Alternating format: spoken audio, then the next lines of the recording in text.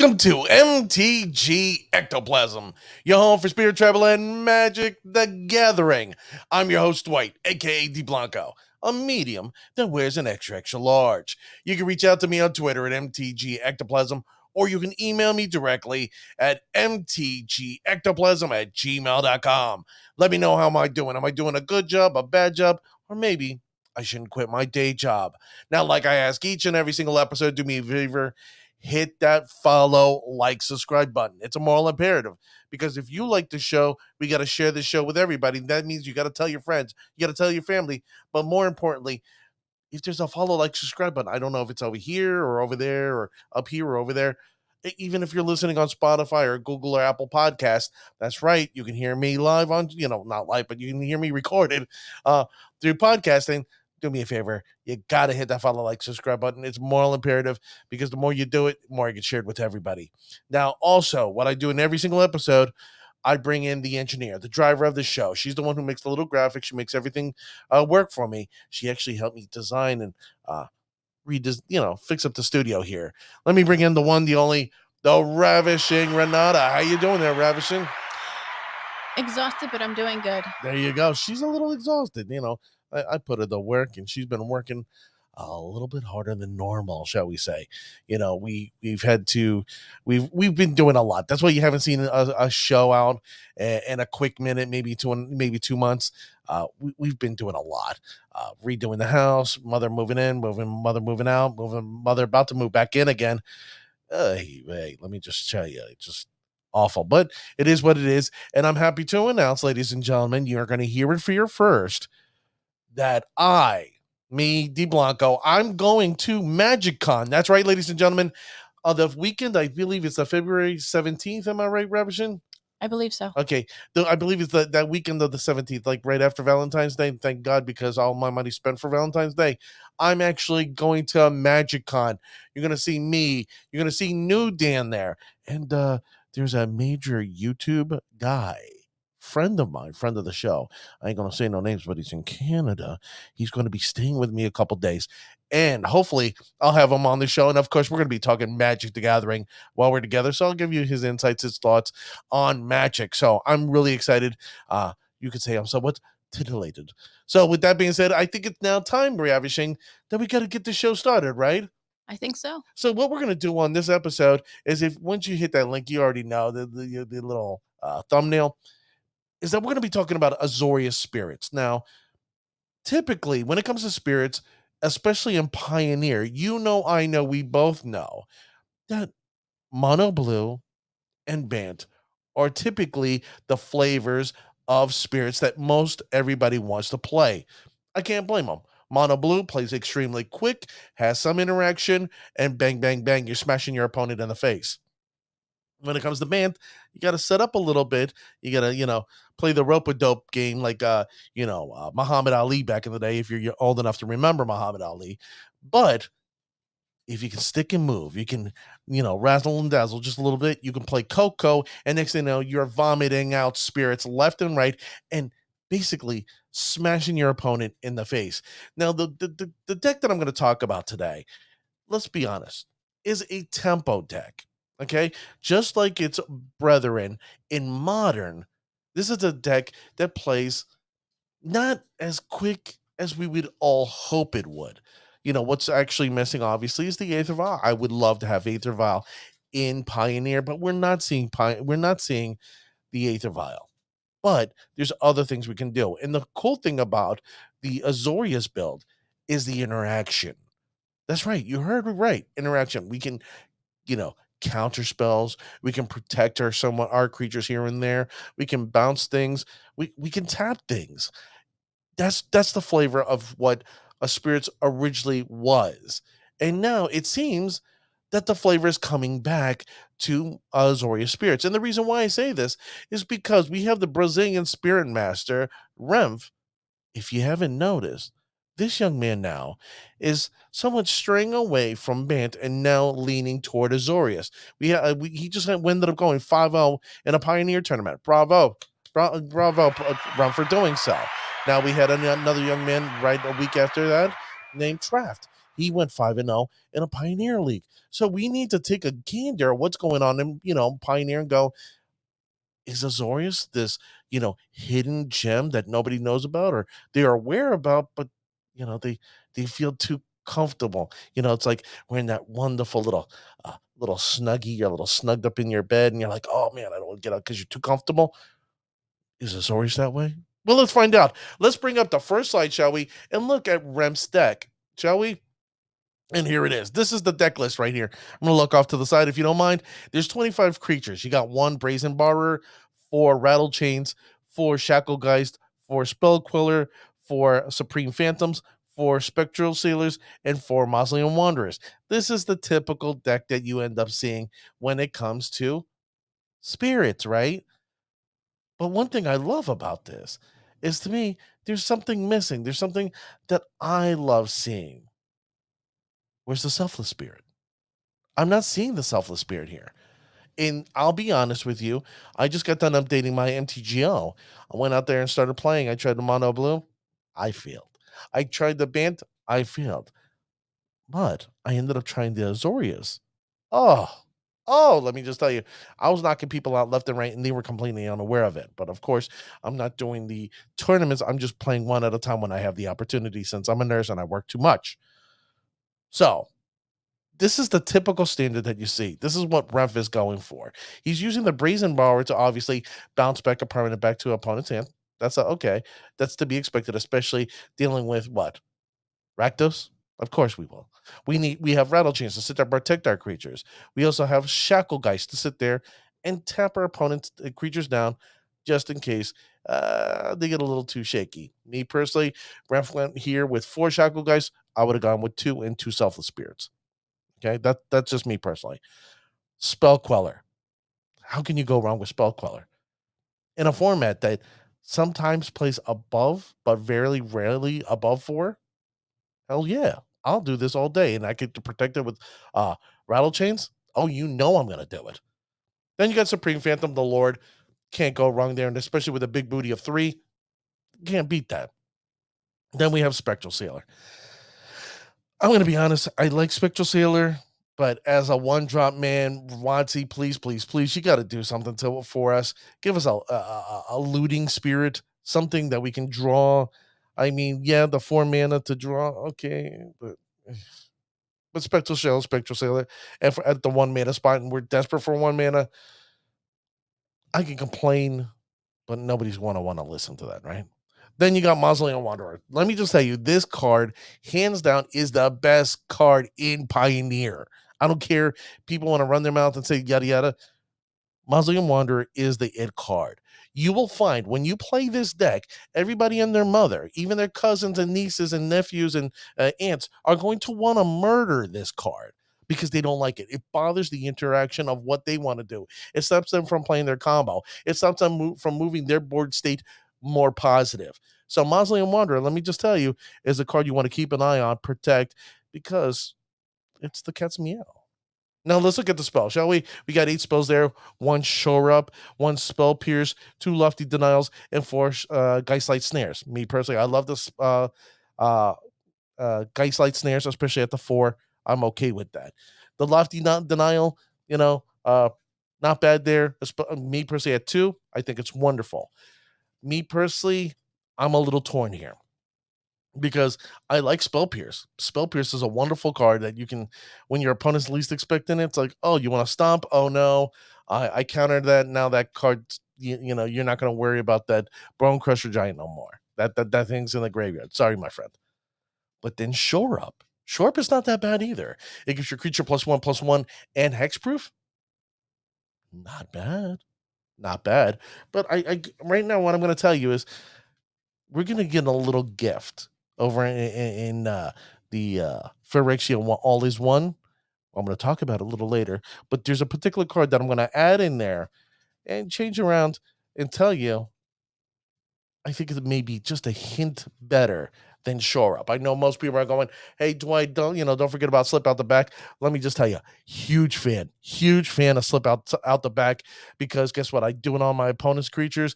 Oh, you don't have a flying blocker. Oh, I come in for the victory. I smash you in the face. Uh, Adieu. Aloha means hello and goodbye. All right, in Hawaiian. Now let's look at the enchantment, shall we? They have 5 enchantments here. REMF decided to do this. I'm okay with it. I actually did this in my last time I went to Philadelphia at it was an SCG event. And I did the same thing. I went with 1 combat research and 4 curious obsession. But I'm going to be quite honest and sincere with you.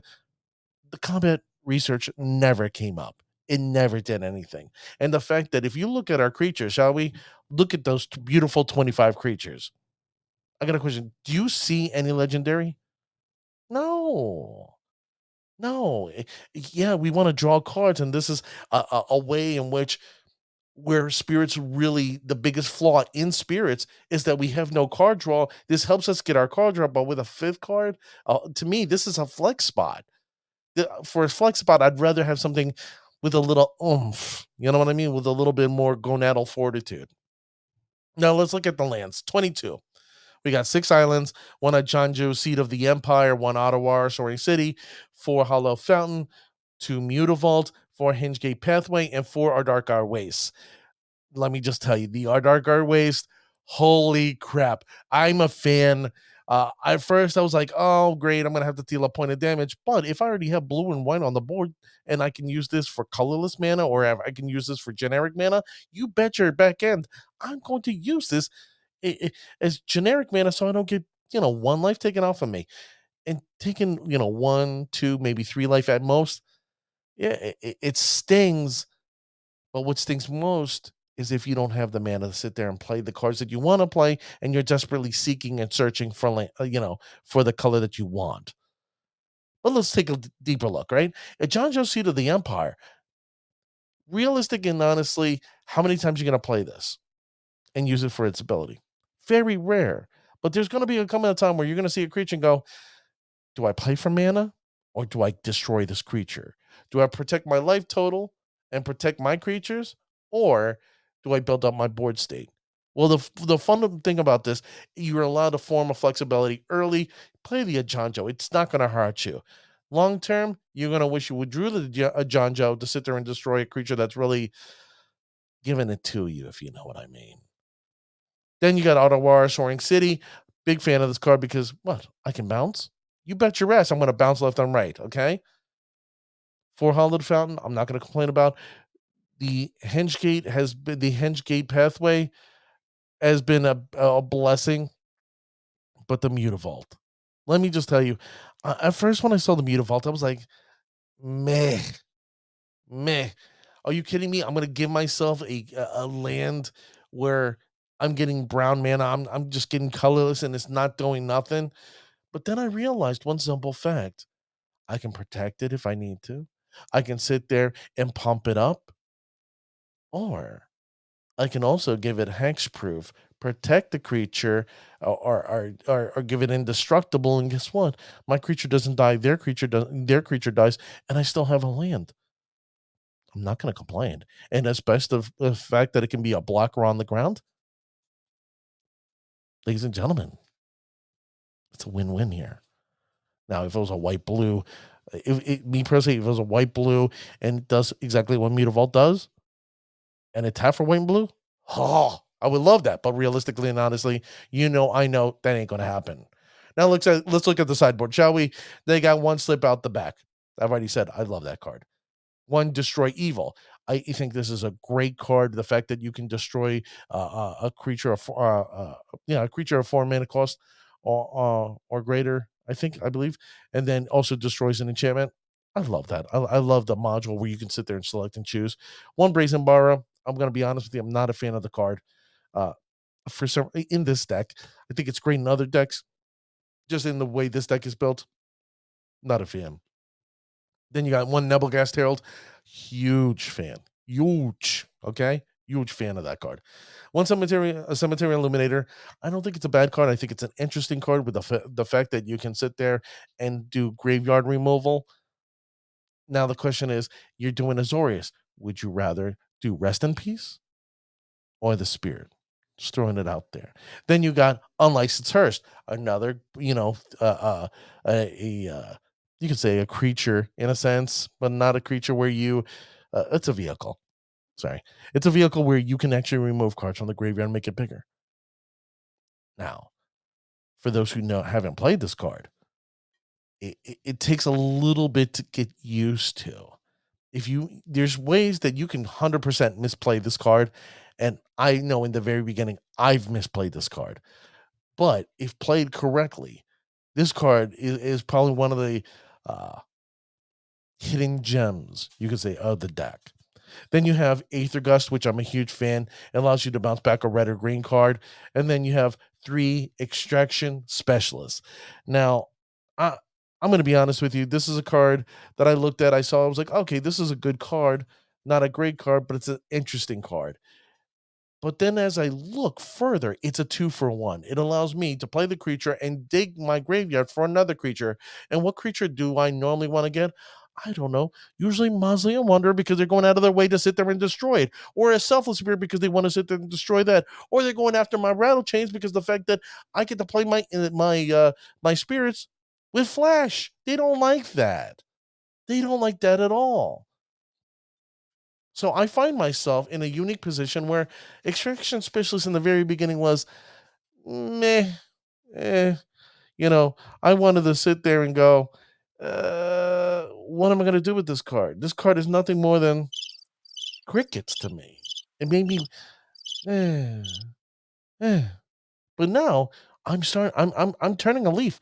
I'm saying that if you don't have an extraction specialist yet, it's a moral imperative that you start getting it and start play testing it and seeing how it works for you. And if you can learn out the intricacies of how to properly manipulate your deck, especially in your graveyard, with that card. Then finally, portable hole. I know. Here I go again saying it. This card is great, especially in the early game.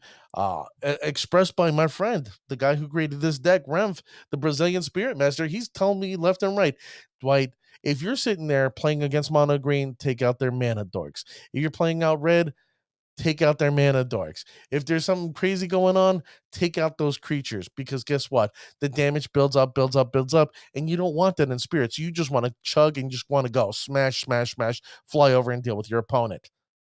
This is the deck list that Wemp created.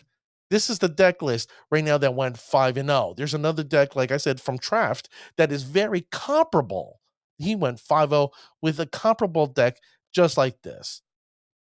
Now, how do I feel? I say bravo, bravo for these gentlemen trying to sit there and push a different flavor of spirits. Because I think, like I keep on telling you, spirits tends to be a little stagnant right now in the format, and people are not looking to turn and change things. So speaking of turning and changing things, Ravishing, let's go to the next slide, and it's what? Ravishing, share us with us what we have here. We have some new t-shirts or Yes, newer we do. t-shirts in our MTG Ectoplasm store. We have our Boot Crew shirts. So if you want to show up in Philly with one of those shirts, it would be awesome. We also have our Spirit Flavor shirts. They come in all sizes and colors. And flavors. Right there, you have the Bant flavor, you have the Mono Blue Snake flavor, and looky, right there, you have the Azorius flavor. That's right, ladies and gentlemen. So get it while it's hot, while the printmakers can still print it, because these are one of a kind, and I promise you, no one else is going to have this except for me and whoever bought this. And if you're part of the Boo Crew, you see that happy couple right there? They're happy because they got themselves a Boo Crew t-shirt. Don't you want to be that happy? Maybe? Okay, I'm just saying. You like that, right, Ravishing? Yes, but that couple's not us. Well, maybe. How do you know I'm not the guy? I'm just saying. I'm joking. I'm messing around. So, come on, ladies and gentlemen. Come join us at mtgectoplasm.com. Get your Boo Crew t-shirt, your merch. It's going to help us build out the studio and do more things for the show. So, Ravishing, let's go to the next slide, shall we? And these are the cards that I would add to the main. That's right. Now, when I sat there and said, Shore Up, I think it's a good card. It is a good card. What I would end up doing is removing the Shore Up and also the Spell Pierce and actually putting Lorraine's Escape. I'm a fan of Lorraine's Escape because if you read it, of course, it's 1 white. Okay, we're playing Azorius, makes sense. It's an instant. Okay, so that means it's not a sorcery speed. Woo! Right? But look what it says. Target artifact. Okay, that's nothing for us. But target creature gains hexproof. Okay, that's nothing to complain about. And indestructible. A 2-for-1. I'll give you a 3-for-1. Ready? It has scry 1. What? Scry. Now, show me what other cards that we had there in our capability to sit there and look at the top card of our library and choose. Are we going to benefit from this card? Are we going to be penalized? And if we're going to be penalized, on the bottom of the library. And if we like it, guess what? It stays on top. And guess what? That's the next card we more than likely are going to end up playing or playing around. Lorenz Escape is a card that most players haven't seen yet or not touching yet. And I promise you, ladies and gentlemen, you're going to start using this card because there was a card spoiled, I'd say about a month ago, right, Ravishin? Yeah. About a month ago. Got spoiled. Like I made sure I got a playset immediately. I'm going to talk about that near the end. But then Nebelgast Herald. Me personally, I'm more of a fan of Nebelgast Herald than I am what? The Brazen Borrower. Yeah, I can play 2, bounce a creature back to the hand. That's great. But what happens if it's what happens is if it's the giant that plays stomp? I'm gonna bounce that back to your hand so you can play stomp? No! Why would I be that stupid? I got a 2/1 flying? Okay, that's not bad. It has flash, even better. And when it comes into play, it taps a creature. Really? You gonna come at me, bro or sis? You gonna come at me? No. And the fact that thanks to rattle chains, all my other creatures have flash. So now when those spirits come into play, thanks to this creature's ability, oh, I can sit there and tap that creature too? How about a nice, wonderful 2-for-1? I pay Nebelgast Herald. Oh, guess what? I tap that creature. Oh, I already have Shackle Guys on the battlefield. I'll tap that and Nebelgast Herald. Oh, I just tapped down 2 of your creatures, and now I'm flying over potentially for the victory. Just saying. Just saying. And if they're trying to creature, oh, Lorenz Escape. Oh, now it has indestructible. What are you going to do, my friend? There's nothing you can do, but I'm going to send them scrying a card. Oh, and it may be exactly the card I may need. So me personally, I would take out the Brazen Borrower. I would definitely try to put 2 of these in the deck, and I would definitely move out the Shore Up and put 2 Lorraine's Escape and remove also the Spell Pierce. Potentially put the Spell Pierce in the sideboard. Now, Ravishing, talking about sideboards, let's see what I would actually do in the sideboard. And there you are. Slip out the back. This is a card that I love. This is a card that I cherish. I love this card to death. Now you're gonna go, Dwight, if you love this card, why are you sitting there putting it in the back? Why are you putting it in the sideboard? Should you not be putting this in your main? There's a part of me that says yes. Huge part of me that says yes. Why? Let's see. It's an instant for 1 blue mana. Okay, we're playing blue. Put a +1/+1 counter on target creature. So you mean I get to make my creature bigger? Of course. That's bravo. But then it phases out. That means I protect my creature till the beginning of my next turn. Now, the wonderful part of this is that I can also target opponent's creature. Unfortunately, yes, it gives it a +1/+1/+1/+1. But if they got a flyer and I can't fly over, and I need my tappers to attack, I can play this, remove their creature away from combat, and now I'm flying. I'm flying over and winning. I've used this particular card 3 times on my opponent's creatures, and they weren't expecting it. Let me just tell you, they were throwing little hissy fits, and I loved every single moment of it. That's why I'm a huge fan of Slip Out the Back. But Lorraine's Escape to me currently fits better because technically they're going out of the way to destroy my creatures. They know how bad spirits are. They can't stand our spirits. They're going out of the way to destroy them. So fine. If you're going to destroy them, I'm going to give them hexproof. I'm going to make them indestructible. And on top of that, I get to look at the top card of my library, something that Slip Out the Back doesn't do, and choose to sit there and draw it my next turn. So I'm keeping 2 in my sideboard instead of just 1. Then Destroy Evil. This is a card I mentioned before. It's a generic and a white. Instant. Choose one. Destroy target creature with toughness 4 or greater. So I was right, 4 or greater. How many creatures have a toughness of 4 or greater?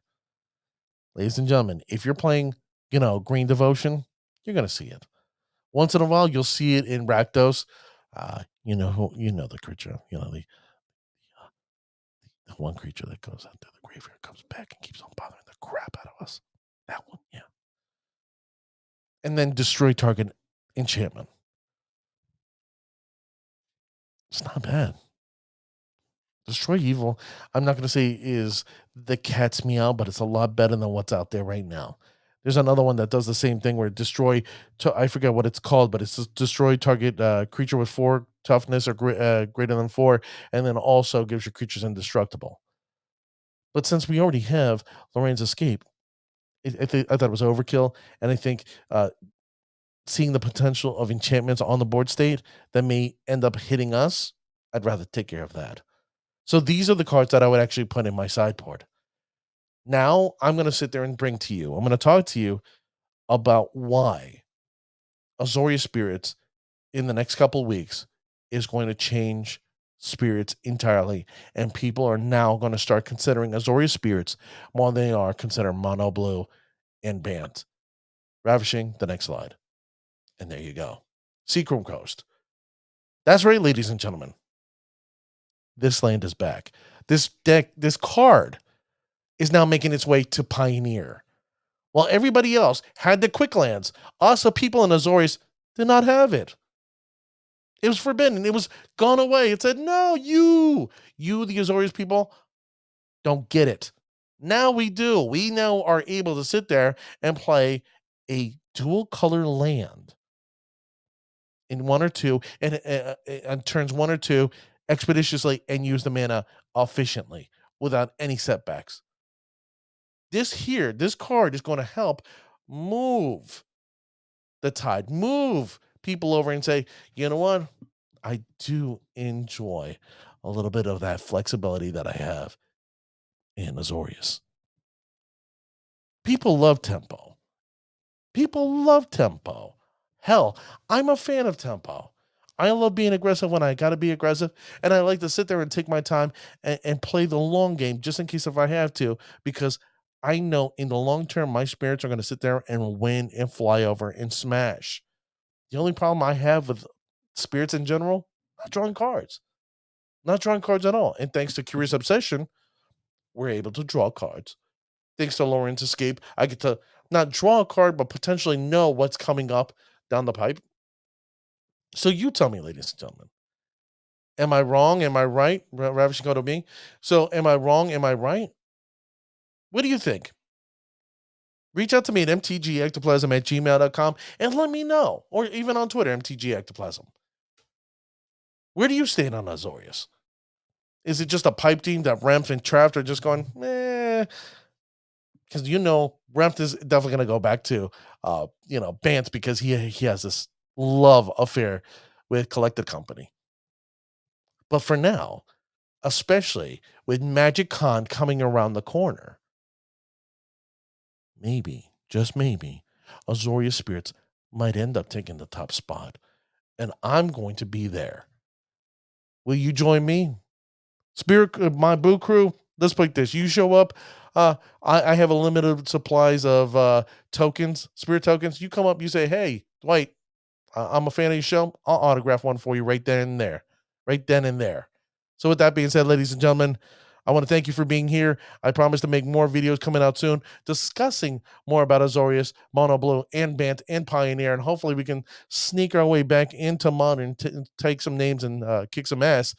But with that being said, ladies and gentlemen, the next time you're kicking your opponent's ass, make sure they say, that's Bullshit.